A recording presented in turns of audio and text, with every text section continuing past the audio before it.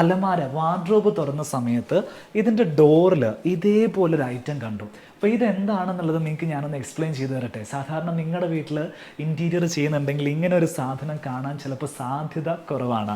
ഈ സാധനത്തിൻ്റെ പേരാണ് ഡോർ സ്ട്രെയിറ്റനർ, അല്ലെങ്കിൽ ഇതിനെ സ്റ്റിഫനർ എന്നും വിളിക്കാറുണ്ട്.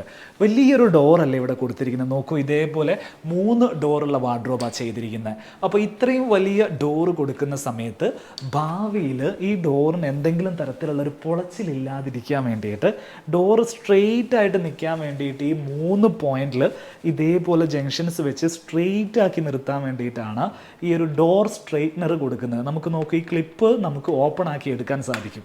ഇതേപോലെ ഓപ്പൺ ആക്കി എടുത്തു കഴിഞ്ഞാൽ ഇതിനകത്തൂടെ ഒരു റീഇൻഫോഴ്സ്മെൻറ്റ് റാഡ് പോകുന്നത് കാണാൻ പറ്റും.